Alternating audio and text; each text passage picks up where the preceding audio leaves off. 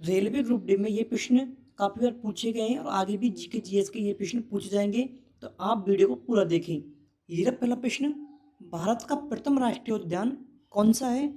Jim Corbett राष्ट्रीय उद्यान, काजीरंगा राष्ट्रीय उद्यान, गिर राष्ट्रीय उद्यान या फिर सुंदरबन राष्ट्रीय उद्यान।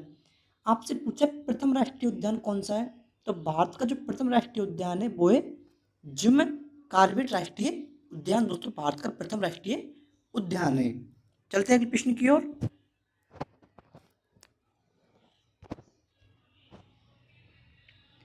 ये रहा अगला प्रश्न आपके सामने, भारतीय संविधान के किस अनुसूची में पंचायतों के अधिकारों का उल्लेख मिलता है? 9वीं अनुसूची में, 11वीं में, 10वीं अनुसूची में, 12वीं अनुसूची में?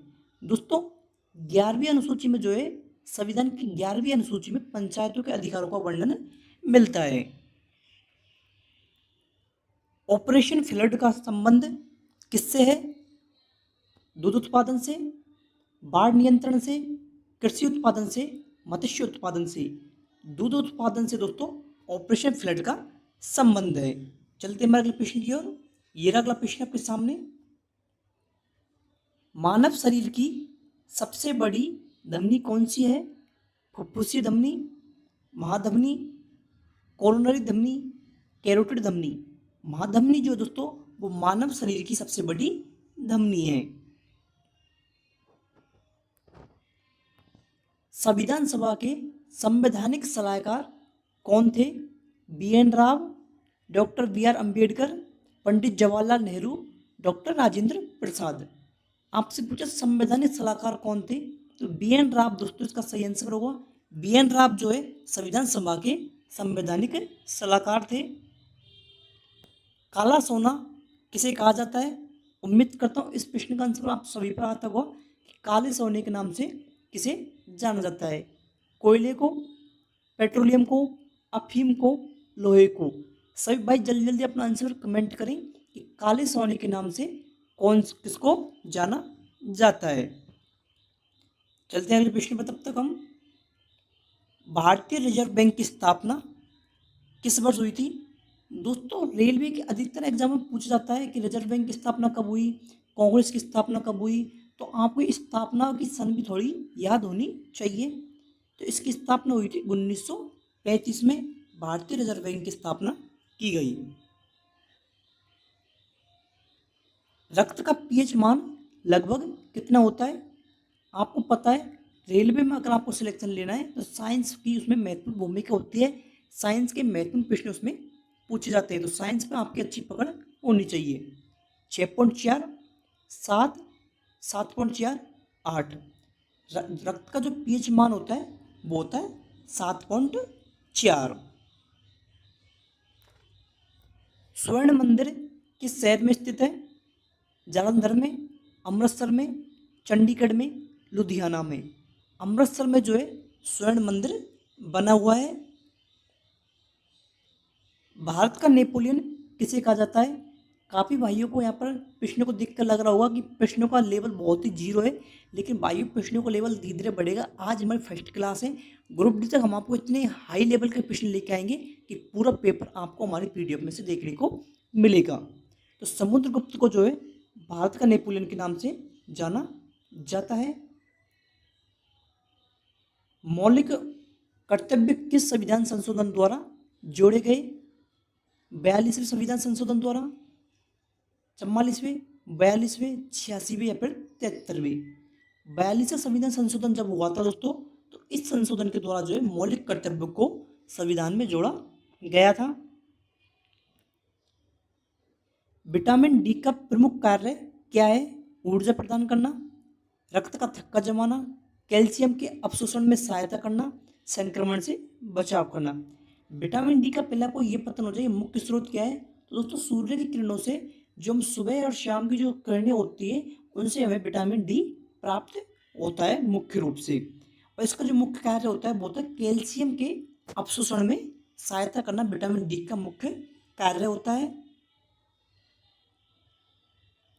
सारे जहां से अच्छा के रचयिता कौन थे? दोस्तों ये गीत जो लिखा गया था वो किसके द्वारा लिखा गया था?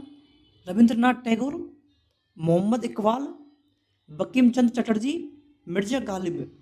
मोहम्मद इकबाल के द्वारा सारे जहाँ से अच्छा जो है लिखा गया था, ये उसके रचयिता थे। ये रहा अगला प्रश्न। इसरो का मुख्यालय कहाँ स्थित है? हरिकोटा में, बेंगलुरु में, नई दिल्ली में, तिरुवनंतपुरम में। बेंगलुरु में जो है इसरो का मुख्यालय बना हुआ है। निम्न में से कौन सी गैस अम्लीय वर्षा का प्रमुख कारण है?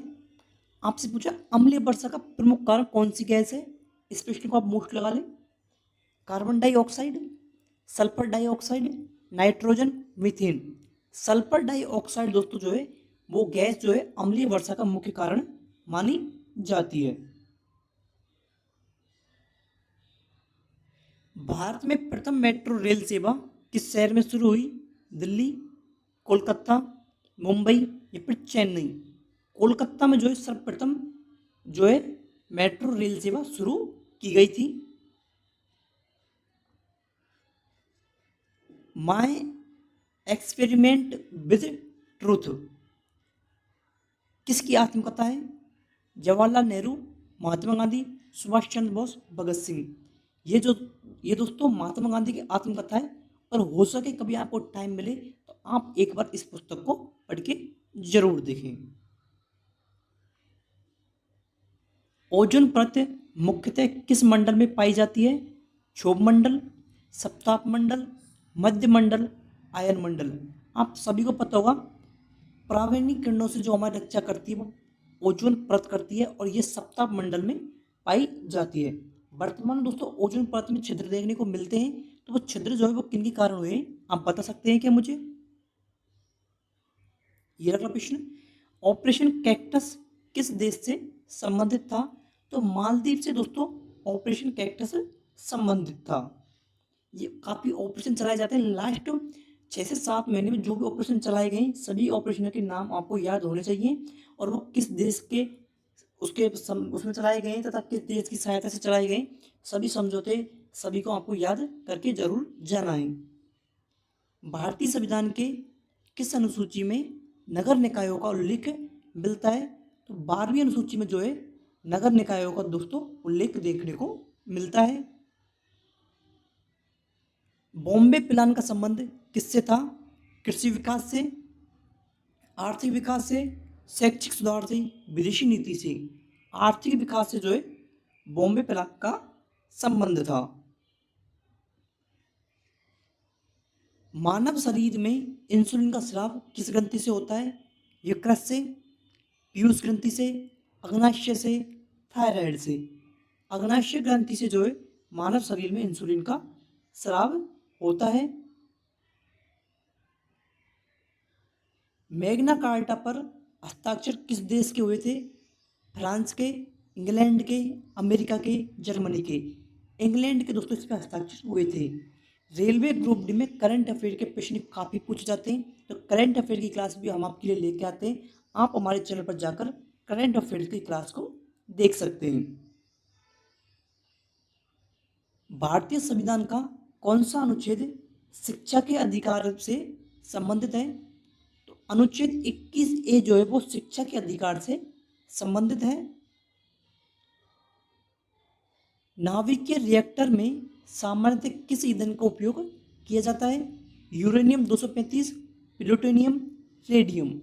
यूरेनियम 235 का उपयोग दोस्तों नाभिकीय रिएक्टर में सामान्य रूप से ईंधन के रूप में उपयोग किया जाता है। आज की वीडियो को हम यहीं पर समाप्त करते हैं। अगर आपको हमारी वीडियो अच्छी लगी वीडियो को लाइक कर लें, चैनल को सब्सक्राइब कर लें और अपने दोस्तों के साथ शेयर कर लें और कमेंट करके बताएं आपको हमारी वीडियो कैसी लगी और आज के 25 प्रश्नों में से कितने प्रश्न आपके सही हुए हैं। धन्यवाद।